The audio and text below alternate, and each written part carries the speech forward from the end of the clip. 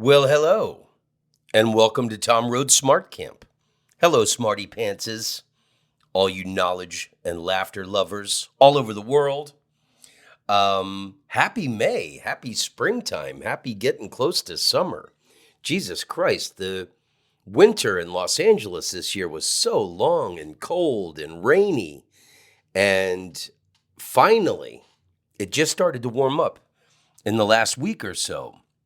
Last weekend, I was in Washington, D.C., had not been back in the city of my birth in 8 years, and I did a benefit for lung cancer. That's why I was there.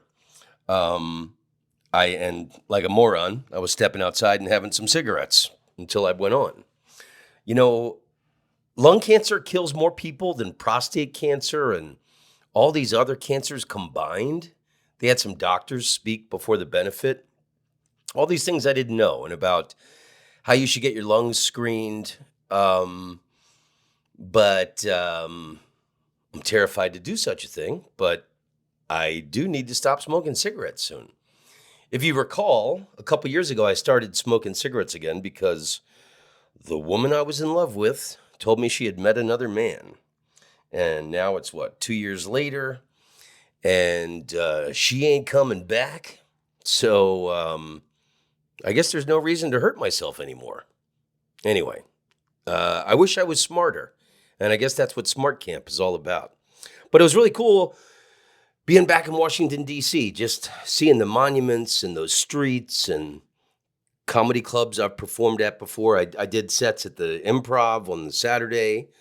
I used to play there once a year like clockwork. And that lung cancer benefit I did was at the Comedy Loft. And I had cousins come, and my Aunt Margie brought her banana bread for me. Whenever I play in DC, she always brings me a banana bread. I got to hang out with Tony Woods all weekend at night. Many years ago, I'm sure you remember this story where Aunt Margie had brought me banana bread on a Saturday night, and Tony Woods came, and after my 2 shows at the Improv, we went out to all these late night clubs in Washington, D.C.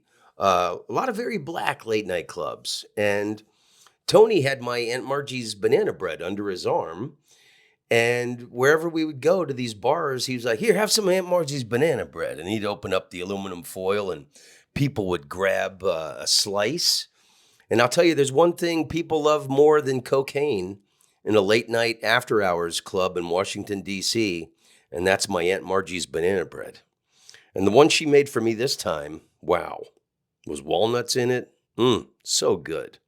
And I went out with Tony Woods again and shared it with people at the bars. So if you don't have cocaine and you're not a drug user and you want to make friends, bring some delicious homemade banana bread with you out to the clubs. Everybody wants to make friends with the person holding a freshly baked loaf of banana bread. And my cousins, Dawn and George, they took me to my father's grave this past Sunday at Arlington National Cemetery.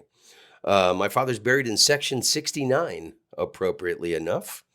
And I put 5 dozen roses on the man's grave, 5 different colors, 5 different colors of, 5 dozen different dozens of roses. It's what I do when I go see my sister. I just lay out a beautiful bed of roses on top of the grave. And I hadn't been there in 8 years. So it was really nice to, and it was a beautiful day. It was sunny, and it was really great to pay tribute to my father. He was my encyclopedia. I could ask him about anything.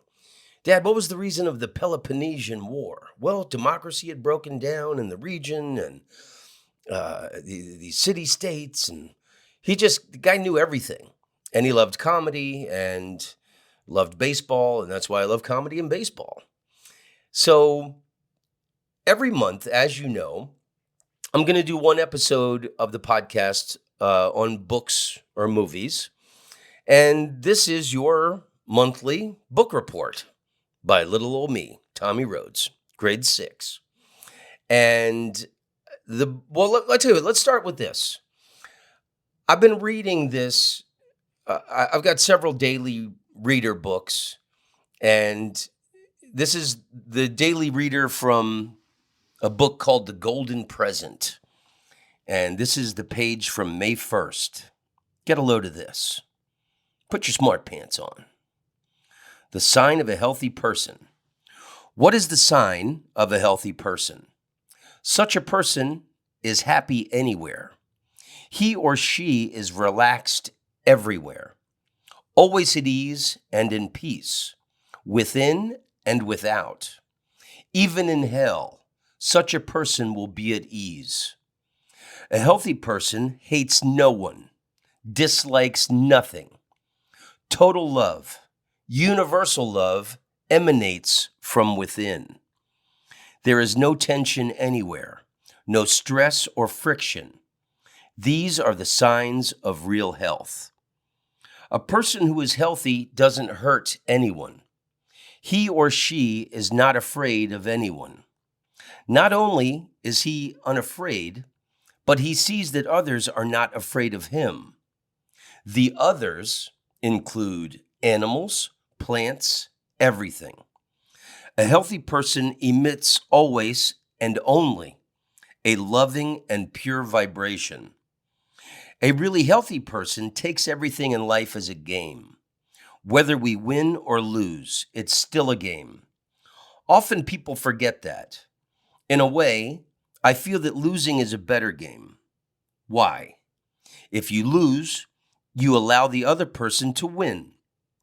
When the other person wins, what do you see? A winning face. When you win and the other fellow loses, what do you see? A losing face. There is great joy in losing and making the other person win and have a happy face. Who will be the happiest person? The one who brings happiness to others? That means our minds should be well balanced under all conditions. That is yoga. Well, hooray for humanity. I just added that at the end. Appropriately enough, my friend and hardcore listener to Tom Rhodes Smart Camp, Jason, the university professor in Phoenix, he gave me that Golden Present book a few years ago. And I remember Jason telling me he loved all of the episodes except for when I talked about baseball. Well, guess what? Today's book is about Joe DiMaggio. The book is called Joe DiMaggio, The Hero's Life. And before you click stop and go find another podcast to listen to, I'm not going to dwell too much on the man's baseball life because I never really liked Joe DiMaggio, to be honest with you. I want to focus mostly on the period. Well, I'm going to read you the most interesting highlights that I made in the book. But what I find most fascinating about Joe DiMaggio was that he was married to Marilyn Monroe. And he was going to remarry her when she died mysteriously. Some people, I always thought it was a drug overdose. Some people say the Kennedys killed her. After reading this book, I think the Kennedys probably killed her. And Marilyn Monroe was the love of Joe DiMaggio's life. And from what I can tell, Joe DiMaggio was the love of Marilyn Monroe's life. He was the one who really cared about her the most. And when she was in trouble, he came to save her. Just fascinating life. And, I'm a fool for love, as you know. And he and Marilyn Monroe were married, and then it didn't work out. She found him dull. And then I guess he was a little too, bossy with her, and he wanted her to quit the pictures. And she wasn't making the money that she was worth. But Joe DiMaggio met her right after his career ended. His career ended. 1951 was his last season, and he was getting older, and the guy had a tremendous ego, and Mickey Mantle took his place. Joe DiMaggio played center field and for the Yankees, and Mickey Mantle took his place. Now, when I played baseball, I was a center fielder, and that's I had great legs. I could run like lightning, and I could cover the ground, and I could catch balls. And I loved playing in center field because lots of balls are hit out to you. And you're kind of out there, desolate, alone, with a lot of land to cover. So Joe DiMaggio, I never liked the guy. Like, growing up, I always loved baseball, but I just kind of hated the Yankees because they were the rich people team. And, me always, being the vanguard of the proletariat and loving the underdog. I don't know. I just kind of, had this unfair prejudice against the Yankees. But it's amazing what they did. But, I always loved Mickey Mantle because he was like a country boy from Oklahoma. And then the thing I had heard was that in his rookie year in the 1951 World Series, Mickey Mantle was running to get a ball, hit in center field, and Joe DiMaggio would only if he could look, he always liked to look graceful.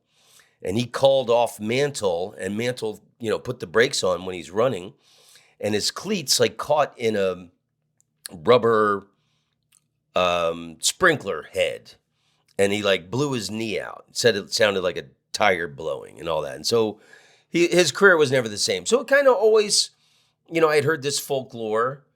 The kind of DiMaggio might have been responsible for, Mickey Mantle not being as great as he could have been. But I think it's kind of bullshit. Mickey Mantle was he was a drunk. He was always drinking, and the reason Mickey Mantle didn't have better numbers was because he was hammered all the time.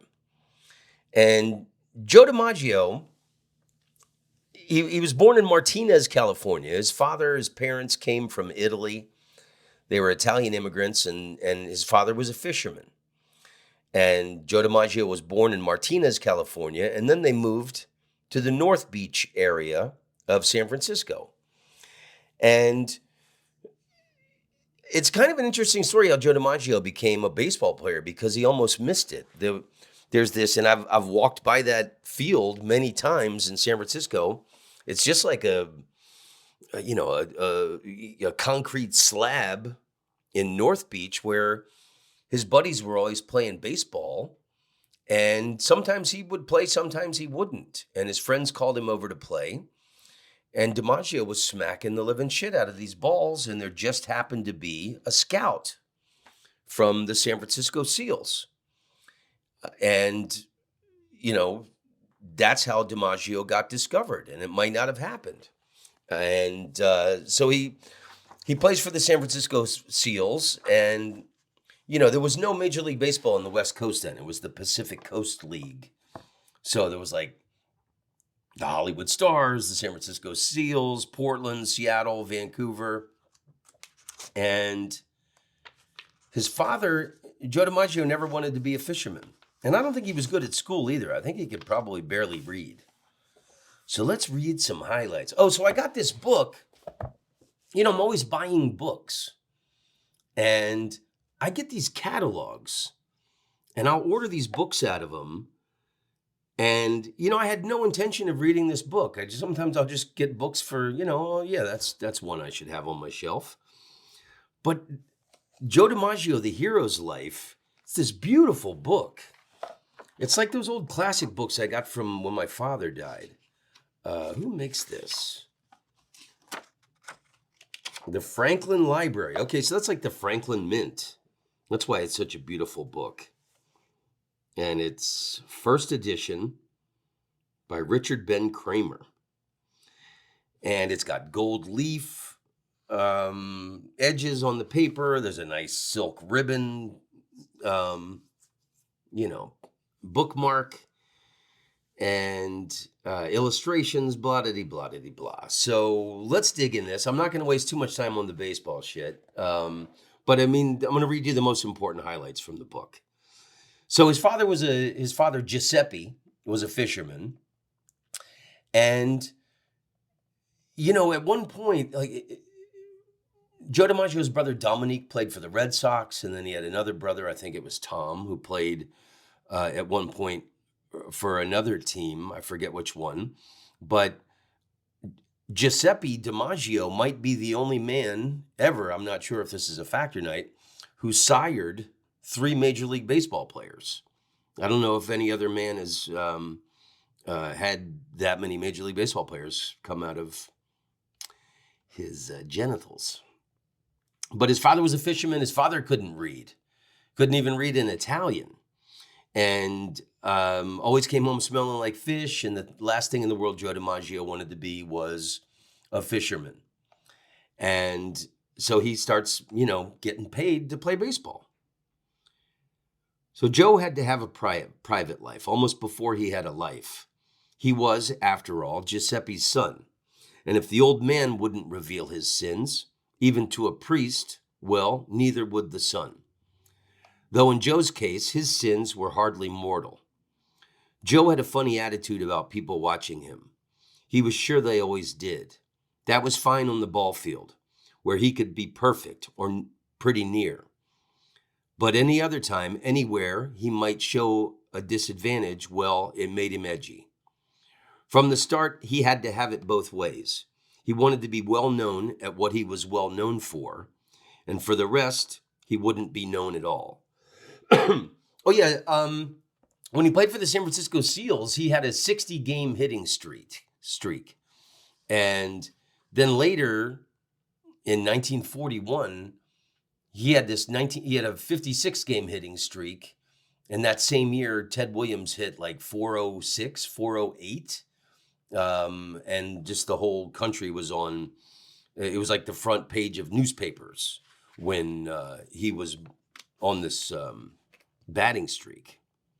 So Lefty O'Doul was this famous baseball player. I remember when I lived in San Francisco, it's not there anymore. It was on Powell's, and it was called Lefty O'Doul's. It was this like steakhouse bar. It had been there forever. And all I knew was Lefty O'Doul was a, famous baseball player from San Francisco. So he taught Joe DiMaggio, he kind of mentored him and taught him how to be a star, taught him how to, prepare himself for the major leagues. So when he's playing for the San Francisco Seals, he hung out with Lefty a lot. Sometimes Lefty took Joe along on his progress through San Francisco. And Joe would soak it all in. The way Lefty talked, how much he tipped, how much he gave to bums, how he signed autographs for kids while he walked, how many friends he gave a big hello. Lefty had more Italian friends than Joe did. Fridays before a night game, Lefty would take Joe to the winery in North Beach, the Bercato Brothers Cask Room, where 34 or 40 people, politicians, opera stars, winery workers, would feast on crab cioppino for lunch, while Lefty regaled them with stories. Or O'Doul would invite Joe to join him for lunch at the home of one of the prominenti, Alessandro Beccari.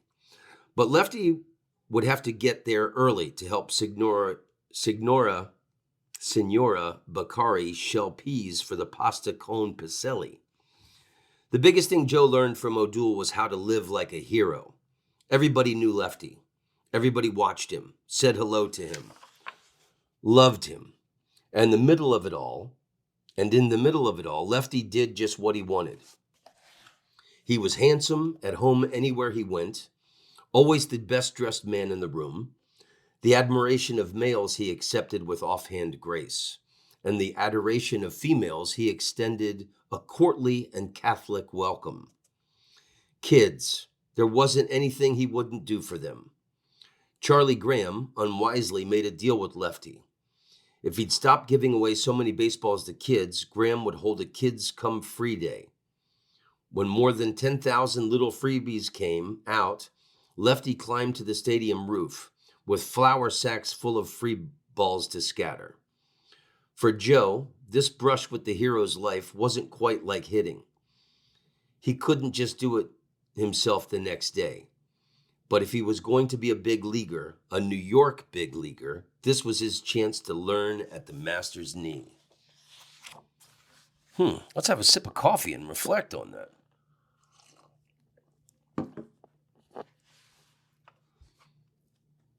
No one else should ever know your business. Reputation is like currency, to be held in the fist. Everybody else wants to take it from you. That's what Joe learned from his father, Giuseppe. The truth was, Joe knew, just like his dad, everything he had came from playing ball, and he would hold what he'd attained with a white-knuckled fist. He'd let nothing take it away. No mistakes, no bad contracts, no bad seasons. If he could prevent it, not one bad game. No whispers to dull the shine on his name. No bad stories, and not one bad photo. Years later, when DiMaggio starts playing for the Yankees, 1936 was his rookie season. And so I guess everybody's, kissing his ass. And this guy, Pete Sheehy, was the equipment manager of the Yankees. So DiMaggio didn't like people to make fun of him or tease him, but Pete Sheehy was the only guy he would let tease him. And then Pete Sheehy gave out the numbers of the uniforms. So check this out. He's got some big raspberry on his leg on his ass from sliding into second base. And DiMaggio says to Pete, "Come look at this. I can't see what the hell it is." Pete appeared, bent at Joe's behind, and announced rather loudly than was required, "It's a pimple from all the guys kissing your ass." Joe took it from Sheehy. He knew Pete loved him. The sure sign was the number on Joe's pinstripes. Pete handed out the uniforms. The Yankees had invented numbers on the back of the jersey, along with the pinstripes designed by Colonel Rupert's tailor to make the babe look not so fat. The first Yankee numbers reflected simply the batting order. So the Bambino was number 3, Gehrig was number 4, etc. But after that first generation of bombers, Sheehy took over, and the numbers became his judgment call. When Joe came up, Pete gave him a respectable number 18, which had been worn by the pitcher Johnny Allen until McCarthy exiled him to Cleveland. By the time Joe actually played in a major league game, Sheehy had revalued him to number 9, i.e. the best number unworn by the founding fathers. And now Joe had received Pete Sheehy's highest tribute. There was the babe, there was Gehrig, and number 5 was DiMaggio. Joe walked away from the kid in himself as firmly, finally, as he'd walk away from anything else that had let him down. In those days, Joe was listening to another old-time baseball mentor in his hometown, San Francisco, Ty Cobb. Cobb had helped DiMaggio even before Joe went to the Yankees with his contract, some career advice. But Cobb's hard-eyed view of the game made more sense now, when the glare of the big time had baked away Joe's illusions. For instance, Cobb had counseled, and now Joe agreed, that even a strong young hitter should change to a lighter bat around August, so the stress and wear of the long hot season wouldn't slow him in the stretch when the money was on the line. Joe also took Cobb's counsel on daily outfield practice. Forget it. Stop shagging flies and sit in the shade. You could catch 1,000,000 balls in practice and not one would show up on your paycheck. Well, thanks, Ty. But every center fielder, the largest suzerainty in the game's Suzerainty? What a name, what a word. Suzerainty. What the fuck does that mean? Let's look it up. Smart camp people. Well, so Joe's playing for the Yankees. Where is the dictionary? Suzerainty. A position of control by a sovereign or state over another state that is internally autonomous. Suzerainty.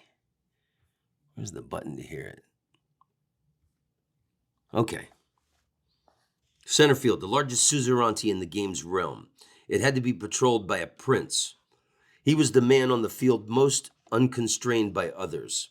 He had the greatest distances to roam and the furthest from home.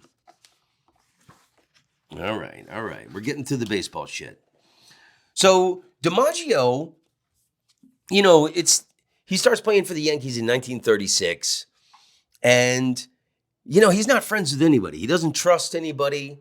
He doesn't go out drinking with the other teammates and things like this, but he was cheap, and he liked to go places where they would pick up the meal. So he loved going to these Italian restaurants where he didn't have to pay. And then he becomes friends with like these mafia guys. And they started a bank account for him at the Bowery Bank on Bowery. When I go to New York, and I'm going back in July, thank goodness, I stay in these friends of mine's apartment, in their apartment in this building, and it's directly across the street from the old Bowery Bank, which is empty and hasn't been a bank in a long time. But it's interesting, from this book, these mob guys started an account for Joe DiMaggio at Bowery Bank. So when he would show up to these different benefits or Italian clubs and different restaurants or whatever, they would deposit money into this account for Joe DiMaggio so he could get it after he retired from baseball. And then there'd be no nobody could ever suspect that he was taking money from mobsters, blah-de-blah, that kind of shit. So pretty interesting. But there was this guy named Toot Shore. And I've heard of that. Like, Toot Shores in New York was a famous place where all these famous people used to hang out at. And then so Toot Shore became Joe DiMaggio's best friend. And he loved to go there. One night in Toot Shores, the owners of the Yankees and Red Sox, Dan Toppling and Tom Yankee, set in for a night-long drinking bout, during which they agreed to a straight swap, DiMaggio for Ted Williams. This would set the American League on its ear. The splendid splinter would get Yankee Stadium's short right field for home runs, and the Clipper could shoot for Fenway's Green Monster. They'd both break Ruth's record of 60 home runs, and both owners would be turning away fans at the gate. In the morning pall of his hangover, Yankee got cold feet. He'd be tampering with a pennant-winning club. Boston fans would kill him. He got Topping on the phone and called the deal off. And then the other... Oh, this is great. And DiMaggio there's that famous quote that he had, I want to thank the good Lord for making me a Yankee. So he didn't like any scrubs. And, off the field, DiMaggio always wore tailored clothes. And, he thought you had to be a Yankee, it had to be a certain standard. So he said, you see that guy? That guy could never be in the Yankee organization because he wouldn't live up to the standard. You got to live up to the standard. I kind of like that. And, I'm changing my mind about my Yankee prejudice. I kind of like that Yankee standard about being the best. I remember when I had my sitcom on NBC, that's how I felt, because I grew up loving NBC. And I remember saying, it's like playing for the Yankees. That only lasted a season. But What Joe wanted for himself wasn't just to finish ahead of Ted Williams, a batting title at 350 a year batting average. He wanted to be in any year, any town, on any day, any field, in every game, on every play, no matter who else was there, the best player in the park. He wanted to be the man in whose hands the fate of the game would rest. He expected to deliver that game, every game, to his team. He expected to dominate, not by doing something right, but by doing everything right. Here was the difference between Ted Williams and Joe DiMaggio. Ted wanted to be the greatest hitter who ever lived, and at times he was cruelly mocked for saying so. But Joe's ambition was more astonishing. He wanted to be perfect, not at something, but everything. To abide, in other words, as a god. I'd like to thank the good Lord for making me a Yankee. Okay, are we to Marilyn Monroe yet? So then World War II breaks out, and all these players had to go, they missed a couple seasons. So Marilyn Monroe is like the biggest star in the world. And by 1951, this is Joe's last season. And it was Playboy magazine was started on those naked pictures of Marilyn Monroe. I know you've seen it. There's she's on red silk sheets or something. And it's these nude photos she did before she was famous. And she only got like $50 for it. But Hugh Hefner bought those, and that was like the first centerfold in Playboy magazine. Oh boy, it was such innocent days. Playboy magazine, not like the youngsters now with their porn. But think of that. Hugh Hefner's empire was built on those naked pictures of Marilyn Monroe. And I've been to Marilyn Monroe's grave a few times in Los Angeles. If you ever go, it's in Westwood. You got to Google it. You got to go there. And Hugh Hefner she's in a crypt, where the drawers, where they put the dead people in the drawers, not in the ground. And Hugh Hefner is right next to her. And it is a good cemetery to go to because Rodney Dangerfield is also buried there. Okay, so now so Joe DiMaggio, he was married. He's making money. His father didn't have to fish anymore. He buys this restaurant in Fisherman's Wharf. It's called DiMaggio's Grotto, and his family ran it. So he meets this woman, and she's an actress, Dorothy something from Minnesota. And I guess Joe was kind of a dick to her. They got into it. They got married at Peter and Paul Church right on Union Square in North Beach. And then they had the reception afterwards. And then Joe looked pissed off. They must have had an argument or something. And they left on their honeymoon. And she was driving and Joe was sitting in the back seat sulking. So he had his son, Joe DiMaggio Jr. And, he wanted to get back together with his wife. And, he gave her whatever, money from the courts, and then World War II breaks out, and then he's really hopeful that they're going to get back together, and he's doing everything he possibly can. And she went off with some rich guy. I forget what he did, but she married some rich dude, and Joe, this guy who loved privacy and he hated to strike out, was, kind of humiliated and heartbroken after that. And he just focuses on baseball, and he's making all kinds of money from Chesterfield cigarettes and all these different ads and doing his personal appearances. The guy really loved making cash. And then he meets Marilyn Monroe. I think they were set up on a date, and Marilyn Monroe was like 3 hours late. She didn't like sports guys. She thought they dressed uncouth. But Obviously, something happened. They started hanging out. So now we enter the Marilyn Monroe phase of this book and the Joe DiMaggio, the hero's life story. This is what I find the most fascinating. What Joe knew was, here was the most beautiful creature he had ever seen. He knew lots of broads, beauties, sure, but no one, nothing like this girl.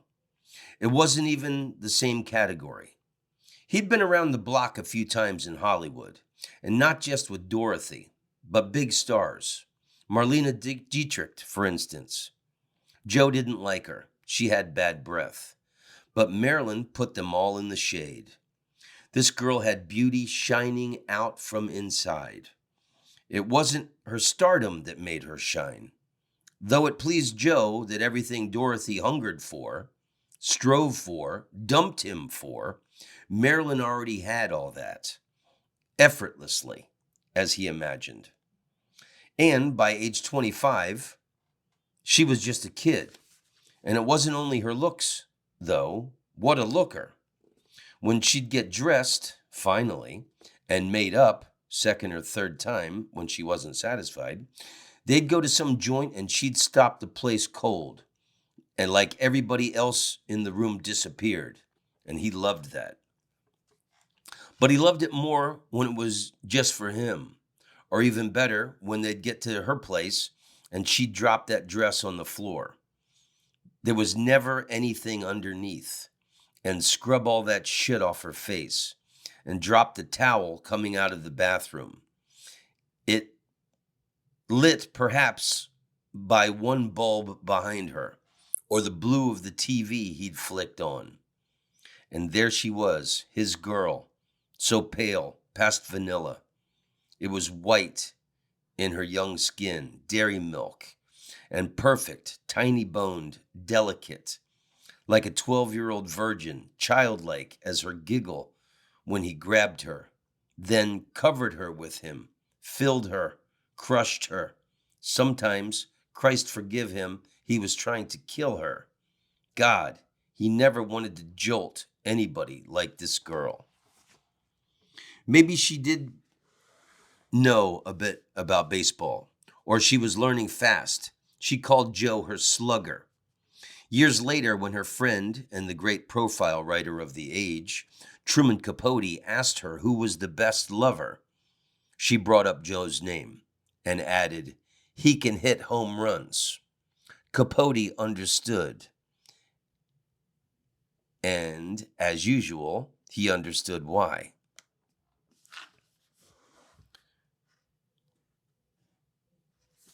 Okay.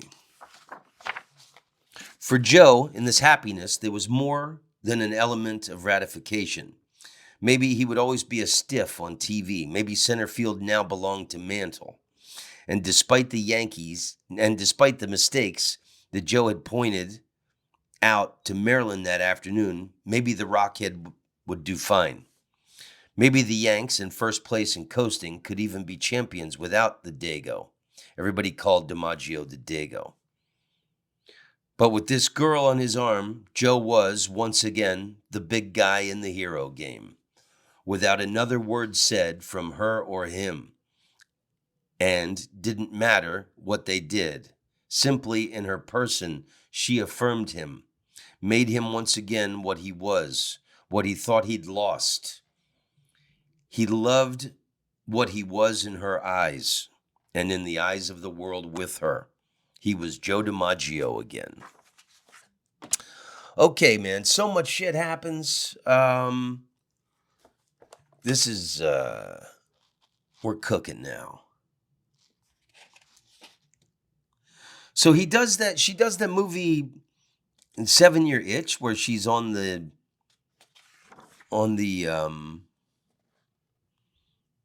you know, it's the famous shot of Marilyn Monroe where the wind is blowing up her dress. And all these photographers were there. They invited all these people to come watch. I remember a couple years ago, they had found someone on a home, just some Joe citizen, went there with a like a film camera, regular, citizen camera. And it was these different angles of Marilyn Monroe filming that scene. And she had on white panties and you could see through her thing. And um,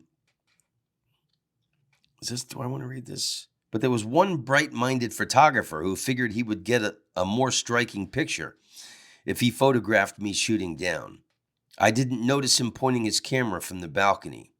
Well, gosh, a girl can't keep track of everything. This is Marilyn talking. The scandal erupted predictably with the next day's papers, and predictably, expertly, she turned it to her advantage. If there was anybody in the country who knew nothing about Marilyn Monroe, they got an eyeful in their paper that morning, and probably an earful that Sunday in church. In short, it worked out just like she wanted, except for Joe. Joe was awful. He was furious. He was screaming at her, like she'd done the whole thing to embarrass him.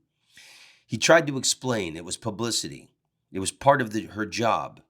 She had to show herself. Show him nothing, Joe just shouted her down. But that was the dress she got from the studio. Wear your own goddamn clothes. But she didn't have any clothes. He was so unfair. He was hateful. He said they made her look like a whore. And she was in tears on the phone. Thing was, Joe couldn't stay mad at her. At least he couldn't stay away. He had to talk to her. Late at night, there was nothing else he wanted in the world, except he wanted to be with her. But she couldn't shrug off the hurt from him. Not that fast. Not with what he'd said. She shrank away from him. Let the phone ring. Or maybe she wasn't there. What was she doing? Who was she with? Marilyn fixed his wagon, but good. She didn't have to take that from him. So Joe had to fly to L.A., come to her, middle of September, with the season still on. He was doing like some after-game broadcast shit at that point, and he was really stiff on camera. What else could he do? He was so contrite. He wanted her so. And that was the pattern. She'd shy from the pressure of his grasp, and he'd come on to woo her, care for her, convince her. Then his hold would get so tight, she wanted to scream, had to do something, and Joe would be hurt, offended, enraged. It wasn't really for herself she had to act out. God, no. If nothing else, her life had taught her to make do. But she had to do something for the beautiful creation she'd made, for Marilyn Monroe, the girl the whole country was falling in love with. In those days, she would linger, examining, fretting, fixing, redoing in her dressing room or some lady's room mirror. She'd be in there for hours till someone would have to come and get her. What are you doing? Looking at her? That was the girl she had to protect. Sometimes Joe wanted to kill her, but she wouldn't or couldn't shrink from Joe forever either. He was so lonely without her, and so hurt if she said she didn't care to see him.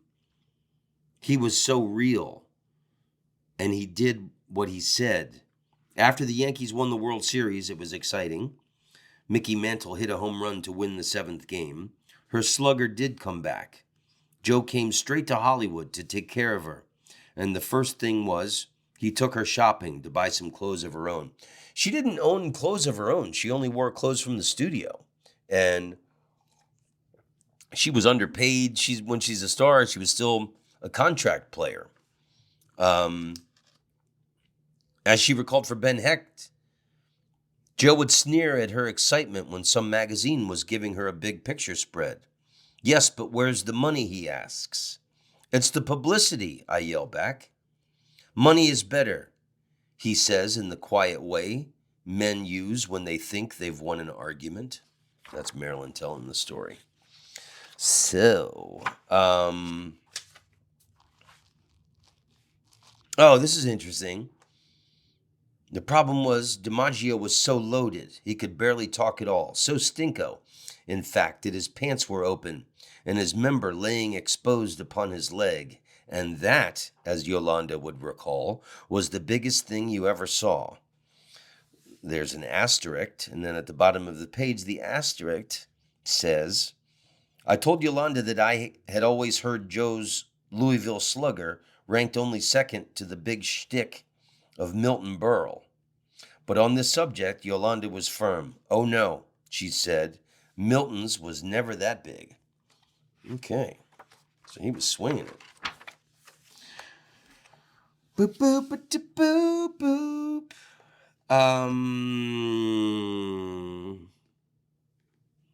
Yeah, she starts. Okay, so they split up. Where's the? It was after that.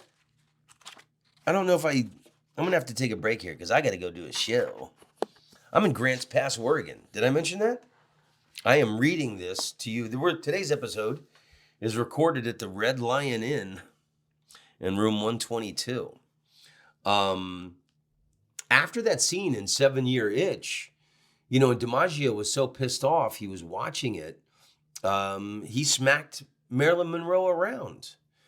And then I thought I had marked that to read for you. And then Marilyn Monroe divorced him 3 weeks later. And he couldn't get her on the phone. I guess, God, being a man back then, and especially, I don't know, was it ever cool to hit a woman? Especially, the most desirable woman on the planet? His jealousy and his rage and thinking that Marilyn Monroe was just going to, give up her career and be a housewife for him. But it was interesting. Marilyn Monroe, she grew up poor. She never knew her father. Her mother was put in an insane asylum. And so she didn't really know her mother. And Marilyn Monroe's greatest fear in life was that she would be put in an insane asylum like her mother. And that happens later. I'm gonna have to take a break. We'll get to that soon. But Marilyn Monroe grew up in different foster homes. And anytime she got, there was some woman that she knew that got it in her head that she was going to be a big movie star because all she had was movies. And so any money Marilyn Monroe ever had, she took singing lessons, acting lessons, dancing lessons. She just did everything she could to create this star, this person, this movie star that she had dreamed of. And, I can relate to that, man. I have just sacrificed everything in my life to be a stand-up comedian. Sleeping in cars on the road and, taking, low money gigs and just trying to develop and, that kind of dedication. And then, I've a lot of relationships, every relationship I ever had suffered because I was always on the road too much. And, it's tricky when you just dedicate your entire life to a dream. But, DiMaggio was smothering her with this, old world Italian attitude and, smacking her around. And then, how famous are those photos and how famous is that scene? We've all seen that. And oh my God, what a sexy woman. And she's giggling and she's in that white dress and she's pushing, the dress down because the wind is blowing up. It's so erotic and sexy. Anytime I've ever walked in New York City and walked over a heating grate and the wind blew up, you think of that.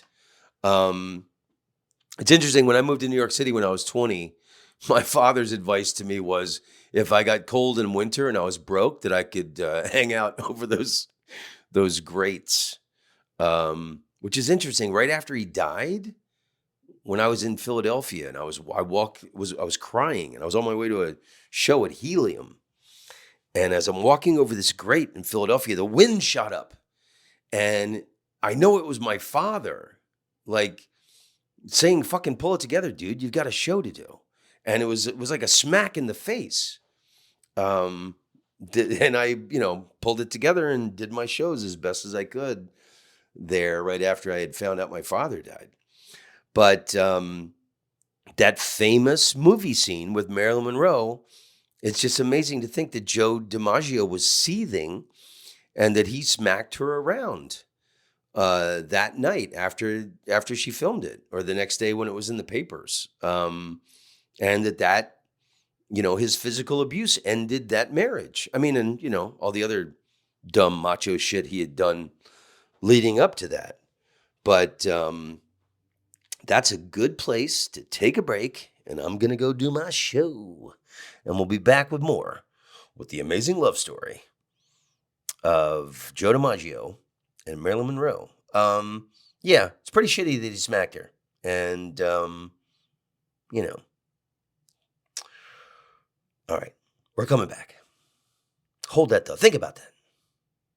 Hey, Rhodesies, and I'm back. Thanks for allowing me that little break to go make people laugh. My show in Grants Pass, Oregon was fantastic last night. Yesterday was a beautiful sunny day, and now it's rain and gray outside. Typical rainy Oregon day, which makes it a beautiful day to tell you a long story. So let's get back to the story. I found that page that I had accidentally skipped over that I wanted to read to you about that scene from The 7-Year Itch, which was the catalyst that made Joe DiMaggio lose his mind and ended up, the events that followed his reactions is why Marilyn Monroe dumped his ass. But I think this book is such an excellently written book. Even if you don't like baseball, like I was saying before, I never liked Joe DiMaggio. He seemed like an expressionless, kind of baseball machine. And I always heard that he wasn't, that friendly to his teammates and stuff. But, after reading this story, and how much he loved Marilyn Monroe, and, I'm pro-love. And that, he seemed like he was the only guy who really cared about her and the person that she was.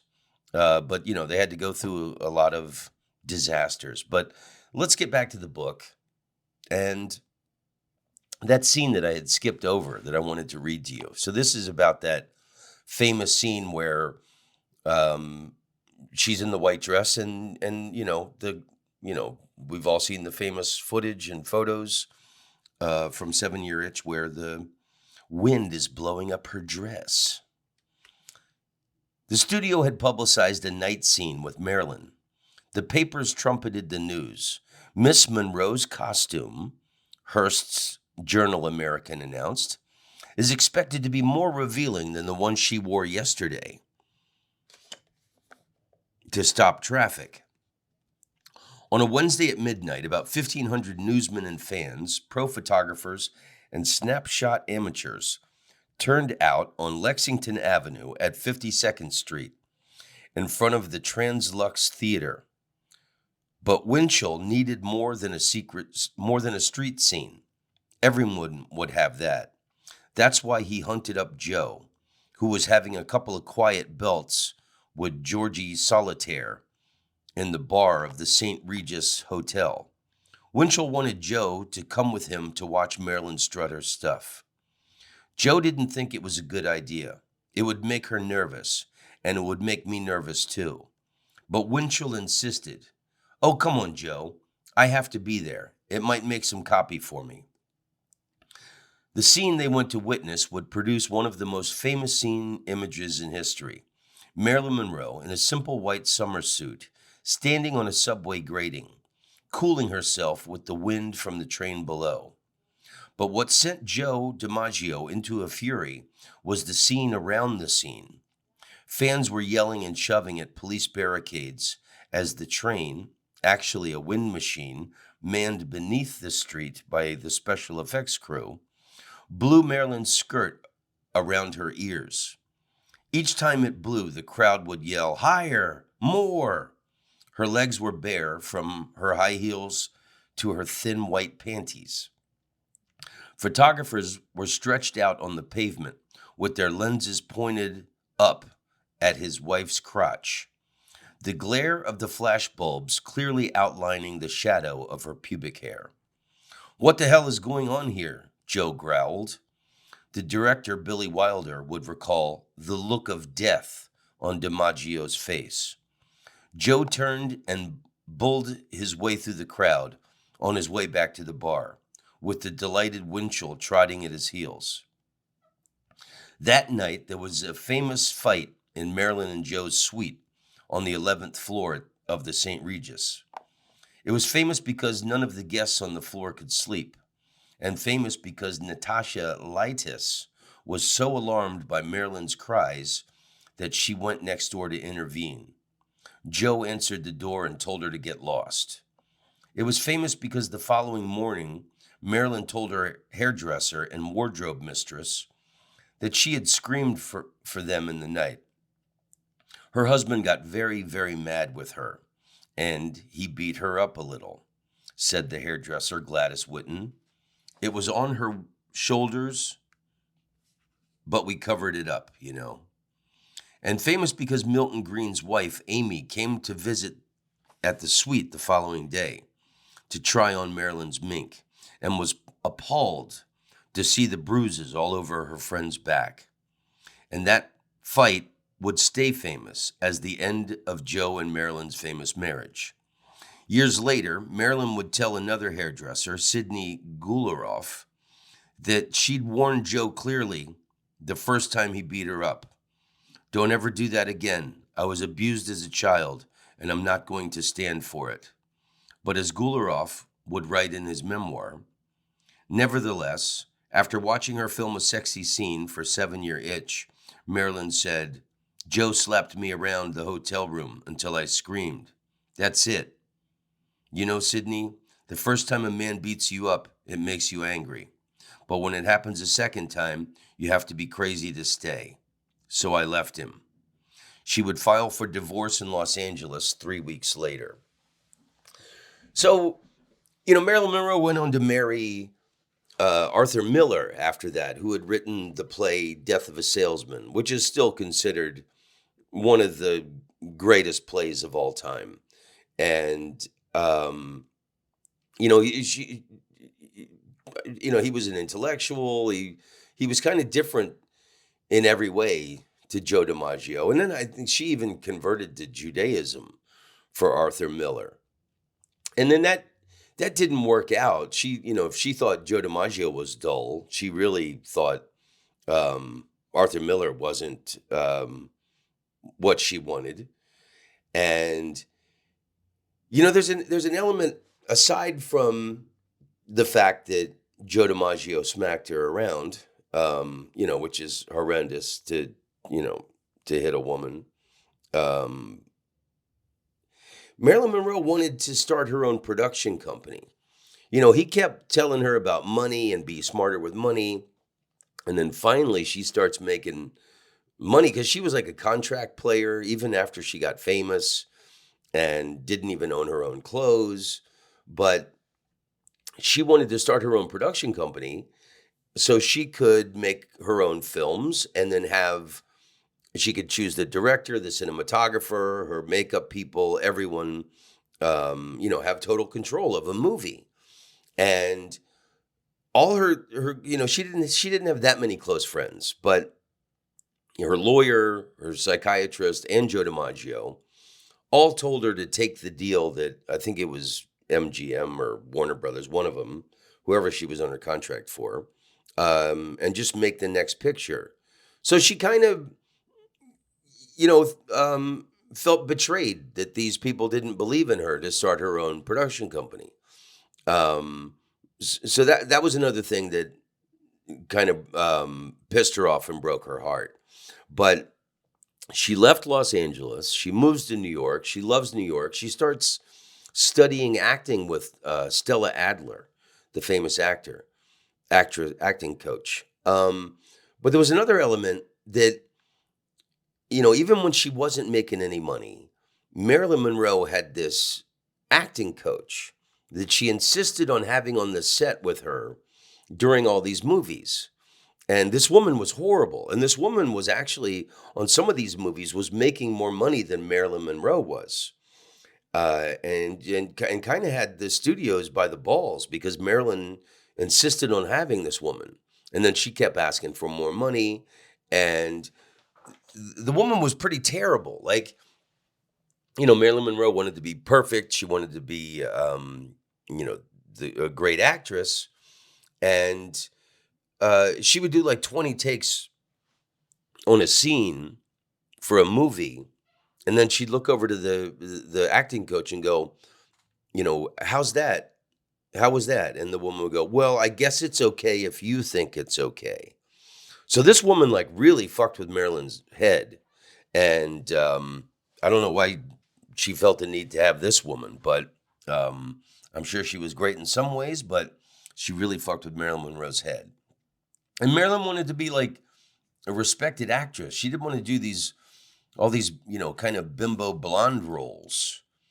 But then after she took the part in Some Like It Hot, she knew that was it. She'd be stereotyped as the bimbo blonde of all time. But, Some Like It Hot is still, one of the greatest comedies ever made. And if you haven't seen it, please watch that movie. One of my favorite things in Los Angeles in the summer, they do these movies at the Hollywood Forever Cemetery. There's a big empty field where there's no graves, and they show outdoor movies, and you can bring a picnic blanket and food, and you can even bring booze and drink it. And about 5-6 years ago, they had Some Like It Hot. Oh, and then the Hollywood Forever Cemetery borders, it's right next to, on the back of Paramount Studios. So they filmed Some Like It Hot at Paramount Studios. So it's like Jack Lemmon and Tony Curtis, and they're dressing like women and hiding. The mafia is going to kill them, so they have to go, hide among these women. And still, one of the greatest comedies of all time. It's still hilarious. Every frame of that picture is absolutely genius. But Marilyn knew after she made that flick that she would be typecast forever. So she starts doing a lot of drugs. Where are we going to pick this up? And she got offered all these movies after that where she's typecast, she's not happy, and then she's doing a lot of drugs. And the way they described her showing up for some of these movie sets was she looked like she was walking underwater. And now Marilyn's lifeline was the telephone. And according to her New York maid, there were two callers who could always cheer Marilyn up. The two men she loved and left, Frank Sinatra and Joe DiMaggio. And now, okay, let's start reading. But it was also clear that Marilyn's problems weren't likely to end with that marriage. Now she wasn't just afraid of the camera, late to the set, fuzzy on her lines. She was taking so many pills and injections that the cinematographer protested. He couldn't photograph her. He could see it through the lens. Her eyes wouldn't focus. And once again, production was shut down, as Marilyn was hospitalized for a week. When The Misfits was finally finished in November 1960, 40 days and God knows how many dollars over budget, Marilyn was all but uninsurable as a motion picture star. And after production, the news got worse. 1 week later came the announcement that her marriage to Arthur Miller was over. This time, she'd get a quickie divorce in Mexico. A week after that, her co-star Clark Gable died of a heart attack. Marilyn and her maddening troubles were blamed for imposing too much stress on the king. By January 1961, the film had premiered and was adjudged to be a dud. Marilyn was back in New York in the East 57th Street apartment that she and Mr. Miller used to share. Now he was gone to their country house in Connecticut. Marilyn was alone with her staff, with her pills and splits of champagne. She had no projects and no prospect of work. Nothing to get her out of bed except appointments with her psychiatrist, Dr. Marion Chris. Marilyn wasn't sleeping well or eating well. She wasn't well in any way. So on February 5th, 1961, Dr. Chris drove her to Cornell University Medical Center on New York's East Side, where Marilyn checked herself in for a test. Immediately, she was taken to the Payne Whitney Psychiatric Division, where she was locked into a cell on the ward for the truly psychotic patients. Her screams of protest, her demands to be released were ignored or taken as evidence of her sickness. When she broke the pane of glass in her locked bathroom door, she was threatened with a restraint and watched day and night. And to whom could she appeal? Her doctor had betrayed her. For Marilyn, this was the worst fear of her life come true. She was locked away like her mother, a prisoner in a loony bin. So after 3 days, when she was finally permitted one call, she phoned to Florida. She called Joe DiMaggio. He was there the next day at the Payne Whitney reception desk, 6'1.5" tall, wide at the shoulders, glaring darkly, and in no mood for talk. "I want my wife," DiMaggio said. No one pointed out to him that he and Marilyn had not been married for 6 years. Instead, they tried to tell him they had no authority to release Miss Monroe, to him or anyone else. "I want my wife," DiMaggio said, with menacing precision. His large hands gripped the reception desk. "And if you do not release her to me, I will take this place apart, piece of wood by piece of wood." Suddenly, the Payne Whitney staff discovered that Miss Monroe was free to go. Joe had Marilyn transferred cross town to another hospital, Columbia Presbyterian, where she could have a real rest in a normal private room, which he would visit daily and which he'd fill with roses. So I think there's like Arthur Miller, the famous playwright, he wrote Misfits for her. And then it was a flop, and then her production company didn't work out. And, I think at this point she's being used by Sinatra and the Kennedys. She was just like a whore toy to them. And there's that famous, at Madison Square Garden, where she sang "Happy Birthday" to the president in this really, skimpy outfit that you could see it through. And Joe DiMaggio had, they had broken up, and like she's in the papers every day. And then when that drove him nuts when he saw the Kennedy birthday thing. So it's pretty awesome. The guy's love could not be defeated for this woman, no matter what. Okay, here we go. Oh, yeah. Here's the piece in the book. Big news from New York. On May 19th, 15,000 cheering Democrats filled Madison Square Garden as Americans from coast to coast tuned in on TV to celebrate the 45th birthday of Jack Kennedy, and for the finale to sing "Happy Birthday to You." Peter Lawford introduced on stage Miss Marilyn Monroe. Joe saw that even in Europe. Couldn't get away from those film clips anywhere. There she was, in a skin-colored, skin-tight gown, rhinestones sewn in, shining from strategic spots, just skin and beads, in the words of Adlai Stevenson, and rubbing her hands up her thighs across her belly as she woozily breathed out her song, "Making Love to the President," as Dorothy Kilgallen wrote, in the direct view of 40 million Americans. That's when Joe's thrill ride hit bottom. In his view, she might as well have told to his face he was only in line for sloppy seconds. Wow. As it was, she told the whole rest of the world, treat her as a toy, and she'd put on a show for you. But love her all your life, like Joe DiMaggio did, and she would play him for a chump. Wow. That's hardcore shit, man.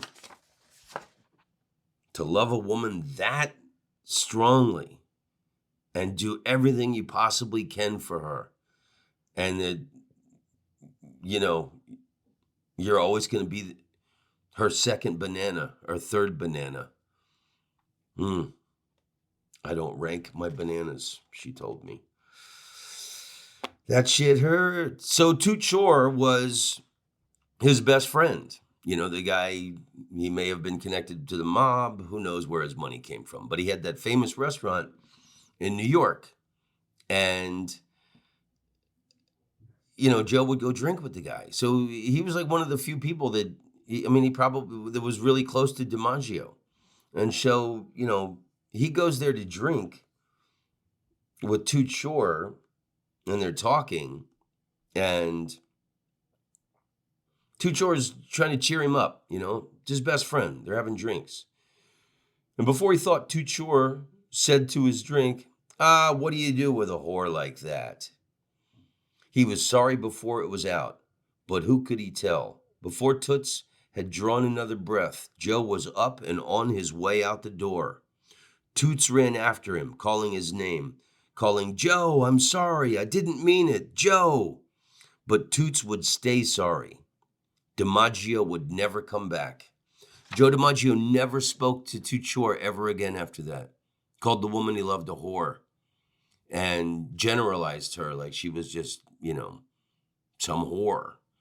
And she might have been a whore to Sinatra and the Kennedys and whoever else. But to Joe DiMaggio, it was the love of his life, man. And you didn't, you know, say anything disparaging about her. So there was like 30 years after that, like when Joe DiMaggio was a baseball player, in the locker room, when the press would come, they weren't allowed into the trainer's room. So when he didn't want to talk to the press, he would leave his locker and go into the trainer's room. And sometimes he'd stay in there until like 2 a.m, till everyone had left. So there was some like old timers game or all-star game at Yankee Stadium 30 years after this. And Toot Shore comes into the Yankee locker room, and DiMaggio walked in. He went straight into the trainer's room. This is 30 years later. Still wouldn't forgive the guy. The dude had been his best friend for probably 20 years at that point. But because he called Marilyn Monroe a whore, he never forgave him, and he never spoke to him again. Wow. It was almost 2 weeks before Joe and Marilyn did talk, but then it was like a miracle for Joe. He apologized. He asked her forgiveness for his anger, for his failure of control. He hadn't understood, and he promised to do better if he could, if she would give him the chance, if she didn't hate him. But she didn't hate him. It wasn't in her to hate him. She forgave him for the reason she always forgave him and always came back to him. He cared so much and never hid it. He couldn't hide it. He was so real. She understood he'd been mad, and God knows she'd done some things to make him mad. It was like her answer to her friend Ralph Roberts when he'd asked her once if Joe had ever hit her. Yes, she replied, but not without cause. In that summer of 1962, she thought Joe was right about so many things, big things they used to argue about. Some answers she spoke in interviews, and in those weeks might just as easily have come out of Joe's mouth. For instance, her biggest interview for Life magazine, she talked about fame. Everybody, she said, is always tugging at you. They'd all like some sort of chunk of you. They kind of like to take a piece out of you. On the topic of motion pictures, she was just as cool and world-weary. It might be kind of a relief to be finished with movie making. That kind of work is like a 100-yard dash, and then you're at the finish line, and you sigh and you've made it. But you never have. There's another scene and another film, and you have to start all over again. To Joe, She said maybe it was time to start over again. She was ready to change her life now. She had made a lot of wrong turns, she knew. She was ready to have done with the creepy Mrs. Murray, and maybe Greason, too. He'd shown his true colors when he met with the studio brass to offer his services to deliver Marilyn Monroe for their film.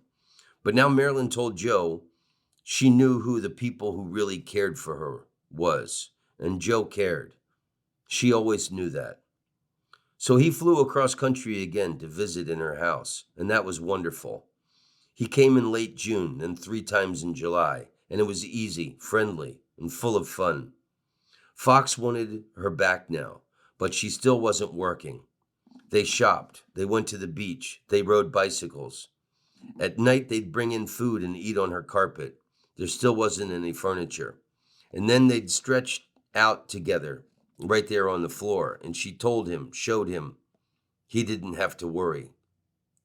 In New York or Hollywood, picture or no picture, whatever else he might hear or fear, he was her guy. And that July, Joe did what he'd never done with her, what he never could do before in his life. He told her it didn't matter what she wanted to do, about the pictures or where they lived or the shrink or the pills or the bills or the anything. He was her guy, and he would stay with her. He gambled with his life. He gave it to her, and he asked her to marry him again and never leave him. And she said yes. Wow. Oh, and then sometime before this, when she got that house in Brentwood, Joe DiMaggio gave her the $10,000 to put down on it. So there, he got her out of the nut house. He got her, a home, he got all these like users and leeches and crustaceans that were hanging onto her, away from her. And he's the one guy that truly loves her. And in that home in Brentwood that she had, they were going to get married. They were going to have a little small ceremony in the backyard. And then Joe DiMaggio was up in San Francisco for a family event or like business. It was probably business. The guy, he loved making money. When he gets the news, sometime in the middle of the night, that Marilyn Monroe had died of an overdose.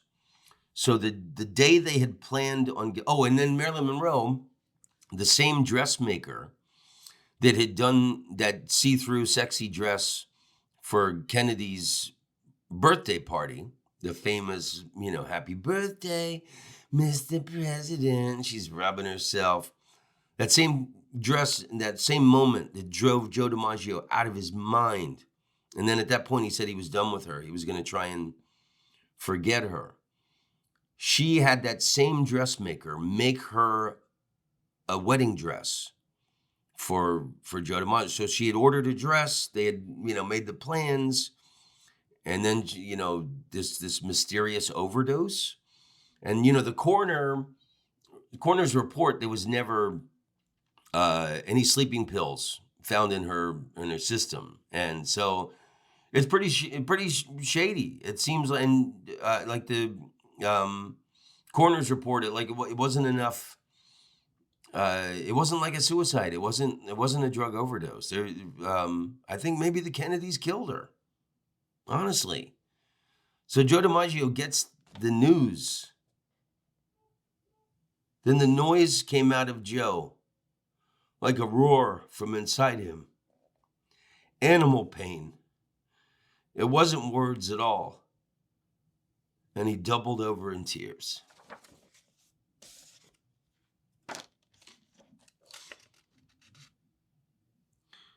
So he's looking through her stuff, and he finds in her, after she's dead, and the, police, and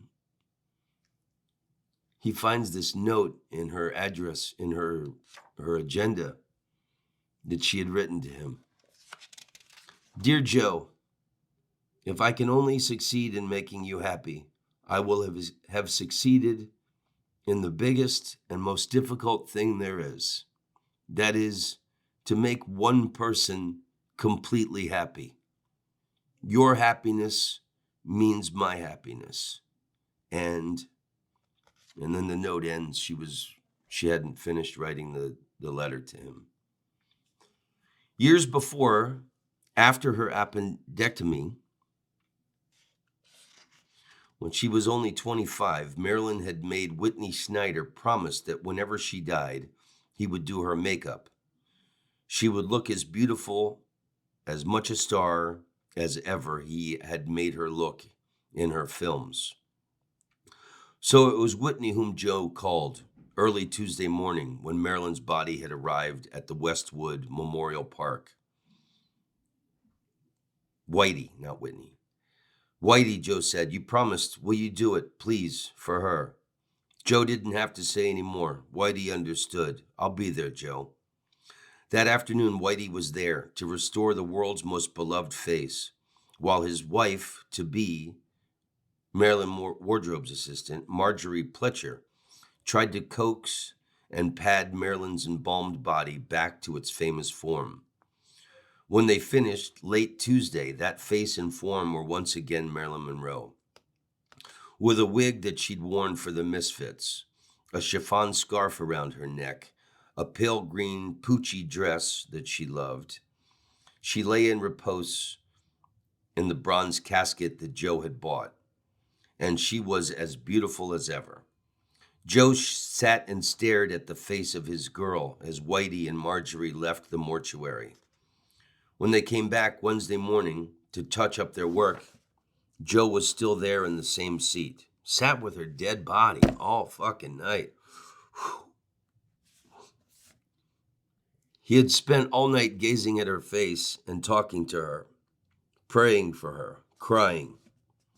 That morning, he simply stared, bent slightly forward in his chair toward her, his face wrung together in his lap, until he had to leave to get dressed. The funeral was scheduled for 1 o'clock that afternoon, Wednesday, August 8th, 1962, the day Joe and Marilyn would have been remarried. Joe and Joe Jr. rode to the chapel at Westwood Memorial Park in a mortuary limousine. Jr. was in his Marine dress uniform, Joe in his charcoal gray suit. In the limo, Big Joe started crying again, and without a word, he reached out, took Junior's hand, and held it all the way to the chapel. Joe Jr. would later say that was the closest he had ever got to his dad. Many in the crowd outside the gates were angry as the hour of the funeral approached. Joe had excluded everyone in Hollywood, all the big wheels who wanted to say goodbye to Marilyn. People at the fence actually yelled at Bernice, "There are people that really loved her out here. Aren't you going to invite the Kennedys?" Inez Melson recalled that Frank Sinatra, Ella Fitzgerald, and Sammy Davis Jr. tried to bull their way in with their own security guards. They claimed they had permission to go to the chapel, but they were turned away. Peter Lawford complained that his wife, the sister of the president, had flown across country from Hyannisport, only to be barred from her friend's final rites. It seems to be a concerted effort, Lawford said, to keep some of Marilyn's oldest friends from attending. Even the lawyer Mickey Rudin, who was invited, protested to DiMaggio that he was keeping out a lot of important people, studio heads, directors, stars, and what was Rudin to tell them? Tell them, Joe growled, if it wasn't for them, she'd still be here. In the chapel, a non-denominational minister from a neighborhood church conducted the service. The funeral director's wife played the organ, one of Marilyn's favorite songs, from The Wizard of Oz, Over the Rainbow. At Joe's request, Lee Strasberg, Marilyn's teacher, delivered the eulogy. Marilyn Monroe was a legend, he began. He was reading through tears at first. In her own lifetime, she created a myth of what a poor girl from a deprived background could attain. For the entire world, she became a symbol of the eternal feminine. But I have no words to describe the myth and the legend, nor would she want us to do so. I did not know this Marilyn Monroe, nor did she. We gathered here today, knew only we gathered here today, knew only Marilyn, a warm human being, impulsive and shy and lonely, sensitive in fear of rejection, yet ever avid for life and reaching out for fulfillment. Strasberg spoke for 5 minutes. His text was her talent, which, as he assured them, was not a mirage. Now it is all at an end, he said. I cannot say goodbye, Marilyn. Marilyn never liked goodbyes, but in that particular way she had of turning things around so that they face reality, I will say au revoir. For the country to which she has gone, we must all someday visit. At the close, the mourners stood, and most turned towards the door for the walk to the crypt, where she would lay to be entombed, about 200 yards away. But Joe DiMaggio lingered until the others who wanted to say goodbye had passed by her coffin. And then, before the casket was closed, he bent over her and placed 3 roses in her hands. And sobbing aloud, with his last kiss, he told her, I love you. I love you.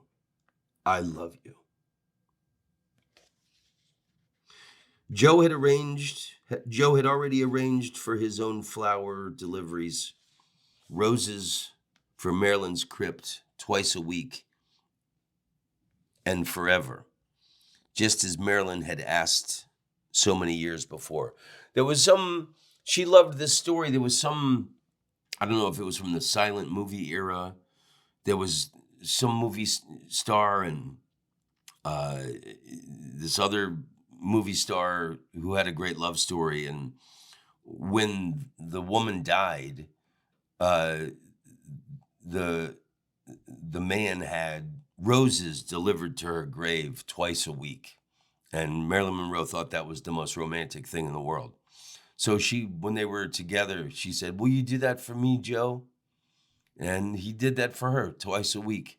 Roses would be delivered to her tomb, and every year on her birthday, he would personally deliver flowers to her grave. So that's the love story of Joe DiMaggio and Marilyn Monroe. That's a doozy, wouldn't you say? And then, the rest of his life, I'm not even going to go into it. He wouldn't get close to anybody. And later in like the 90s, memorabilia is big. And he loved money so much. The only people he was friends with some lawyers and some guy he made a deal with at the end of his life, and he gave the power of attorney to this guy, and never give power of attorney to anybody, and was basically just using him to sign baseballs, and you're printing cash if you're a Hall of Famer and you're signing baseballs, and that's what happened with Ted Williams.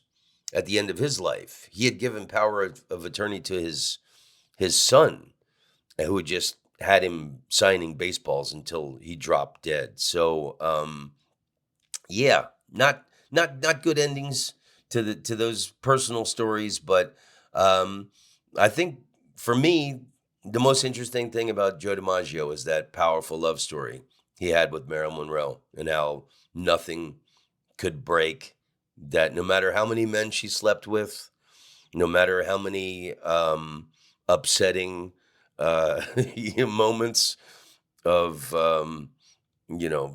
jealousy that he had over people treating her like a bimbo, a whore, and just everyone using her.